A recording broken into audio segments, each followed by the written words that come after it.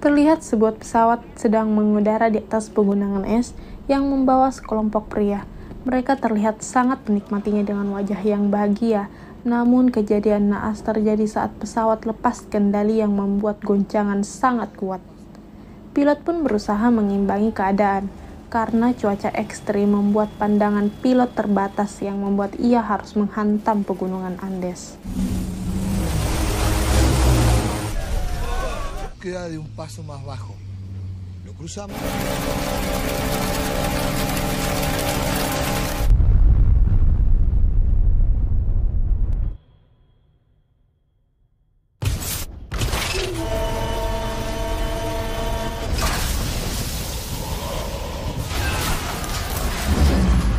Karena tabrakan yang tak terhindarkan tersebut, membuat pesawat itu terjatuh dan membuat pesawat tersebut terbelah dua. Terlihat beberapa penumpang yang masih selamat dan beberapa penumpang lainnya tewas di tempat. Dalam kepanikan, mereka yang masih selamat berusaha menolong teman yang lain, karena badai salju yang lebat membuat penderitaan mereka semakin lengkap. Penumpang yang selamat pun mencoba mendatangi pilot agar dapat menghubungi tim penyelamat. Saat mereka menemui sang pilot, terlihat ia dalam keadaan sekarat dan hanya dapat berdoa untuk keselamatan semua penumpangnya. Kembali di malam hari, mereka diterjang cuaca dingin yang ekstrim. Dengan histeris mereka berteriak dan masih tidak percaya apa yang mereka alami saat ini. Di esok harinya, mereka yang masih bertahan mencoba keluar untuk mendapatkan hangatnya cahaya matahari.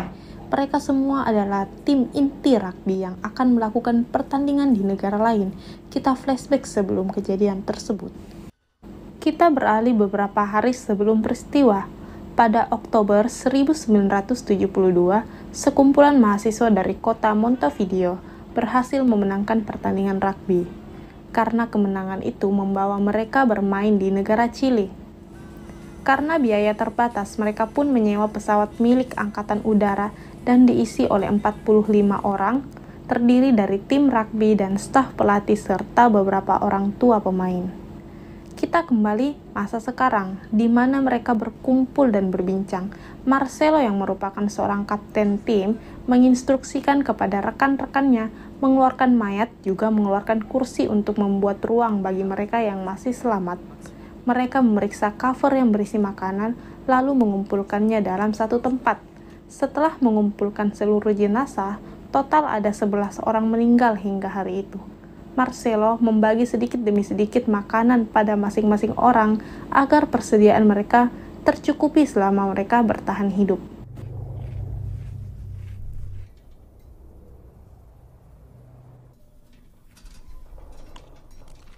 Di malam harinya mereka berkumpul di dalam pesawat, saling berdempetan guna menghangatkan badan satu sama lain.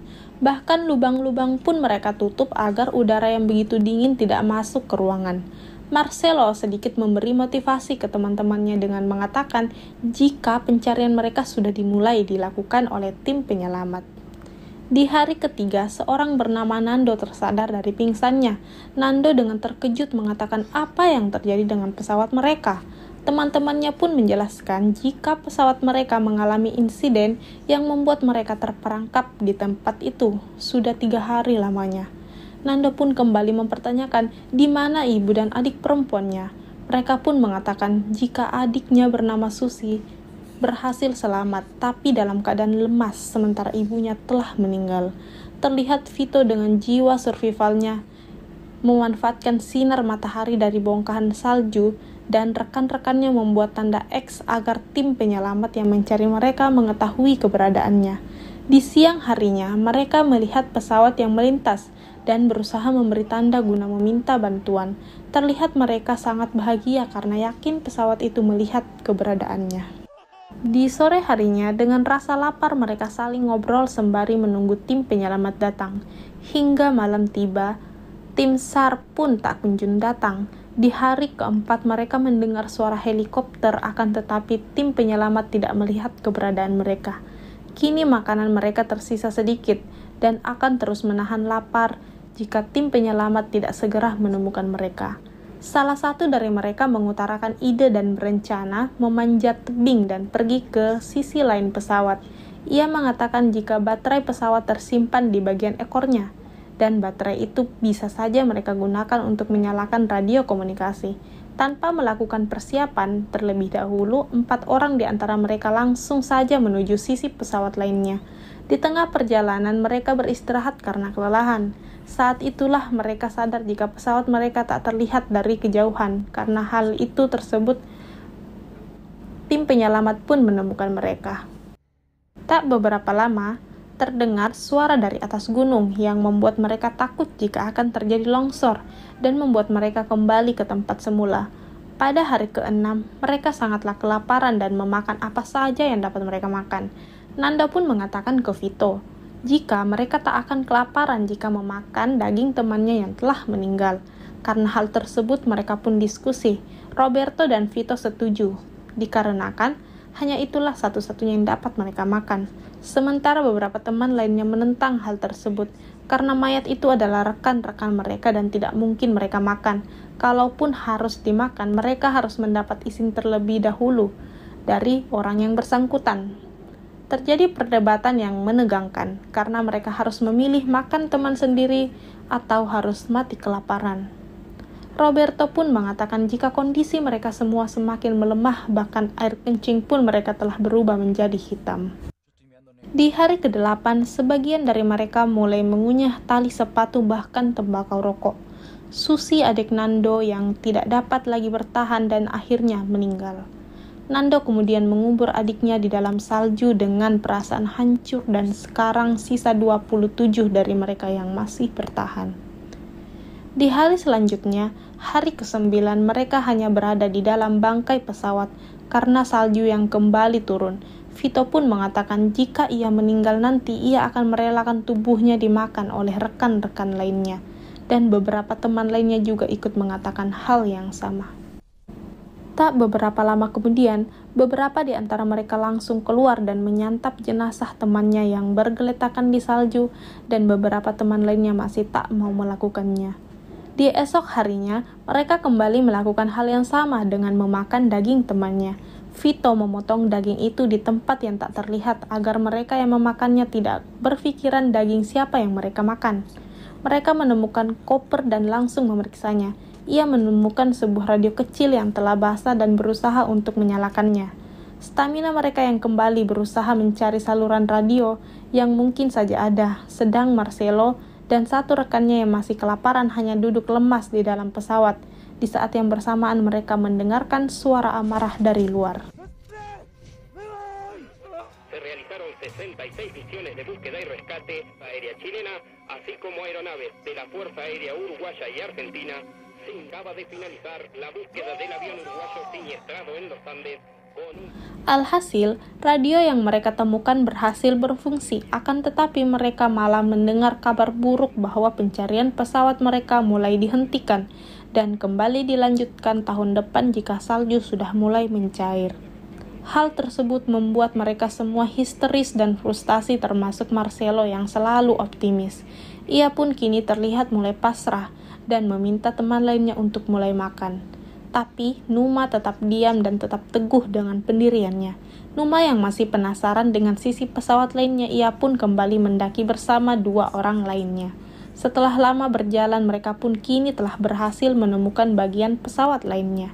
Di sana mereka mendapati beberapa rekan yang telah tewas yang sebelumnya terhempas di saat pesawat menabrak gunung. Matahari yang mulai tenggelam, Numa seorang diri memaksakan mencari bagian pesawat lainnya, dan pada akhirnya mereka harus terjebak di hamparan salju.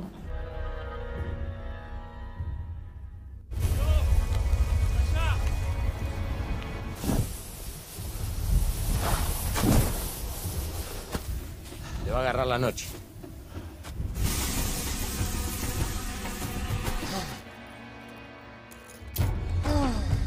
Podemos avanzar. Pada malam harinya mereka saling berpelukan di bawah dinginnya salju yang menusuk hingga bagian dalam tubuh.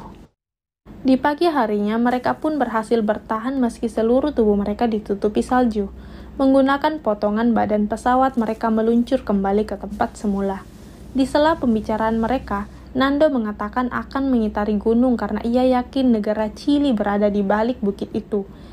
Untuk dapat bertahan di perjalanan, mereka pun harus makan terlebih dahulu, karena rintangan yang sebenarnya akan segera mereka mulai. Numa yang selama ini tidak makan, ia pun menyerah dan tekadnya langsung saja melahap potongan daging temannya. Numa yang sudah putus asa kini telah melihat secerca harapan. Ia melihat Nando yang dulunya terluka parah kini telah membaik. Nando pun terus berlatih karena ia tahu akan melakukan perjalanan yang mungkin saja tidak berujung. 17 hari mereka terjebak di tempat itu. Kondisi mereka kini semakin membaik dan saling bercanda untuk menghibur satu sama lain.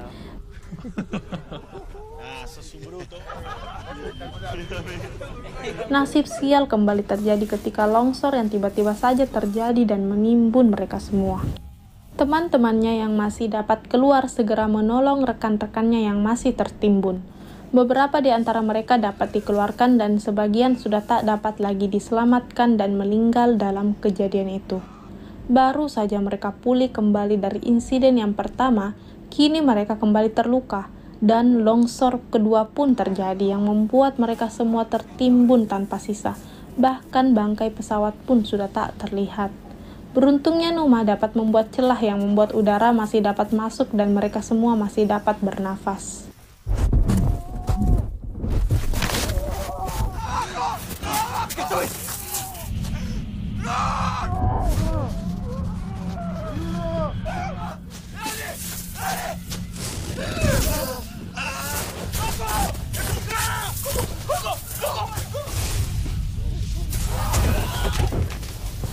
Hari ke-18 merupakan hari kedua mereka tertimbun salju. Mereka yang kelaparan terpaksa kembali memakan teman mereka yang baru saja meninggal. Roberto yang merupakan mahasiswa kedokteran dengan santainya membedah mayat. Numa yang melihat menjadi stres dan mulai emosi. Ia pun berusaha memecahkan jendela hingga kakinya terluka. 2 hari kemudian, Numa kembali membuka jendela dan ternyata di luar cuaca sudah cerah. Satu persatu dari mereka pun keluar dan terlihat sangat bahagia karena mereka telah menemukan hidupnya kembali. Setelah semuanya berhasil keluar dan segera menyingkirkan salju yang menutupi pesawat, luka Numa yang semakin hari semakin parah membuat tubuhnya semakin lemah. Alvaro yang dulunya juga terluka, menasihati Numa agar Numa menghemat energinya, bahwa dalam hukum juga ada pengecualian karena mereka juga harus bertahan hidup. Terlihat Numa yang mengetahui maksud dari Alvaro dan Nando yang sudah kesal mengajak teman-temannya mencari jalan pulang. Teman-temannya langsung menolak karena salju masih sangatlah tebal dan sangat mustahil untuk mereka lalui. Teman-temannya kembali masuk ke dalam pesawat, sementara itu Nando masih saja memaksa Roberto untuk melanjutkan perjalanan. Lagi-lagi Roberto menolaknya. Pada hari ke-34, cuaca mulai panas dan salju mulai mencair. Akan tetapi kondisi Alvaro semakin memprihatinkan dan semakin melemah. Gustavo yang juga mahasiswa kedokteran memaksa Roberto untuk melakukan perjalanan karena ilmu kedokteran mereka tidaklah berguna di situasi saat ini. Kondisi Alvaro makin hari makin melemah dan pada akhirnya ia pun meninggal. Di esok harinya, 4 orang dari mereka ditugaskan untuk mencari rute yang akan mereka lalui. 4 orang itu Roberto, Nando, Tintin, dan Numa yang tetap memaksakan diri meski kakinya sedang terluka.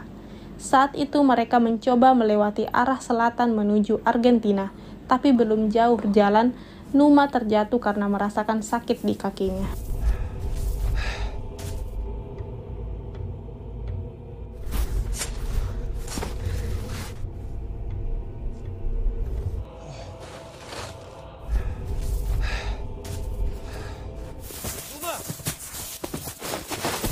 Saat diperiksa, luka Numa semakin memburuk dan kini telah infeksi. Numa pun mencoba kembali ke pesawat sendirian sementara yang lainnya pun terus melanjutkan perjalanan. Setibanya ia di pesawat, kondisi Numa semakin melemah dan mengalami demam tinggi. Satu di antara mereka yang juga dalam keadaan sekarat pun akhirnya meninggal.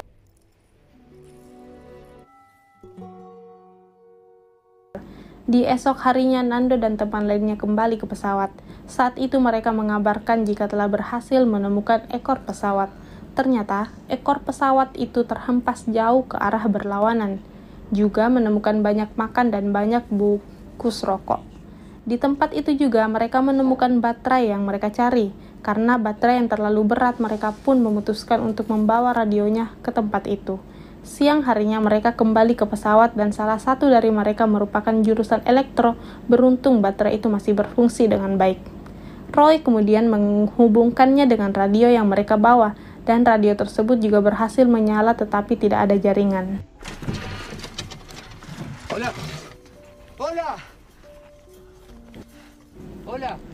Sementara di bangkai pesawat, mereka yang dulunya sangat jijik dengan daging temannya, kini telah terbiasa dengan itu. Terlihat Numa yang semakin melemah, ia pun sadar dan menolak makanan itu karena hidupnya tidak lama lagi dan merasakan takut yang teramat sangat. Sementara itu, di bagian pesawat lainnya, mereka terus mencoba menyalakan dan mendapatkan jaringan radio, namun belum juga mendapatkan hasil. 16601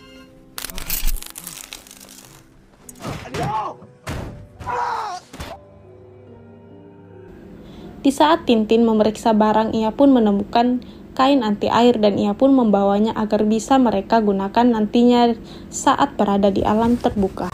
Di esok harinya mereka mendengar kabar melalui radio bahwa pencarian pesawat dari Uruguay akan kembali dilakukan. Mendengar kabar itu, Roberto pun mulai ragu melakukan perjalanan. Akan tetapi Nando memaksanya dan mengatakan ia tidak mau hanya menggantungkan nasib menunggu tim SAR. Di dalam pesawat terlihat kondisi Numa semakin hari semakin parah. Ia pun mengatakan jika nanti tubuhnya dapat teman-temannya pergunakan untuk bertahan hidup. Di malam harinya mereka mencoba merawat Numa dengan peralatan seadanya. Di esok harinya, Numa pun menghembuskan nafas terakhirnya dan tersisa 16 orang lagi masih bertahan. Di saku Numa, mereka menemukan secari kertas yang tertuliskan bahwa tidak ada kebahagiaan yang luar biasa selain berkorban dan bermanfaat bagi teman-temannya. Setelah kesedihan itu, mereka semua pun bersiap-siap memulai perjalanan. Keesokan harinya di hari ke-61, Nando, Roberto, dan Tintin pun mulai melakukan perjalanan. Rute yang mereka sepakati pun yaitu arah barat menuju negara Chili. Ucapan semangat dan doa-doa mengiringi kepergian mereka. Salimos mañana. Mucha suerte, Roberto. Regresar los cuerpos de mi mamá y eso sí. ¿Está? Y después no se olviden de nosotros. Acá los esperamos.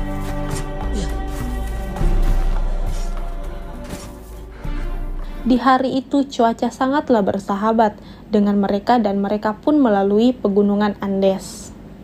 Saat cuaca mulai gelap dan mereka mencari tempat beristirahat dengan berselimutkan kain anti air yang sebelumnya mereka temukan, di hari esoknya pun mereka kembali berjalan dan beberapa hari pun telah berlalu dan ketika melewati pegunungan Andes dengan hamparan gunung yang tak berujung, mereka pun terlihat putus asa antara kembali ke tempat semula atau terus melanjutkan perjalanan.